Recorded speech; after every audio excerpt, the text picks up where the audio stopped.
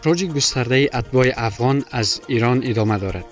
مقام‌های جمهوری اسلامی ایران امروز اعلام کردند که روند بازداشت و اخراج اتباع غیرقانونی افغان تشدید شده است. تنها در 24 ساعت گذشته بیش از 4500 تبعه افغان از شهرهای مختلف ایران جمع آوری و از طریق مرزهای استان سیستان و بلوچستان به افغانستان بازگردانده شده‌اند. مسئولان اداره مهاجرت ایران میگویند این اقدام در چارچوب طرح مبارزه با حضور اتباع غیر مجاز و به منظور افزایش امنیت داخلی انجام می شود. از سوی دیگر بسیاری از شهروندان افغان میگویند با وجود داشتن این مدارک اقامتی بازداشت و اخراج شده‌اند.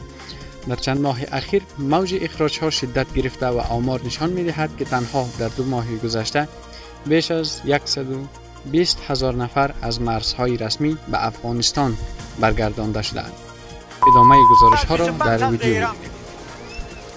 در ایران برای ما به حساب عزت و احترام زیادی ندارن. حقیقتش ما به کسی پوش نمیدیم، بی‌احترامی نمی‌کنیم، ولی هر جا هم بری بعدم آخر خاک خودیم. این شرایط جنگی ما را از خیابون گرفتن با یه بچه ما هستش رد مرز کردن. حالا خانم ما با 2 تا بچه کوچیک در تهران تنها مانده. مامورم نمیفرستد، من خودم میامدم اینجا که یکی دست ما بگیره کمک کنه. فقط من و مادرم دیگه هیچ کس هم نداره.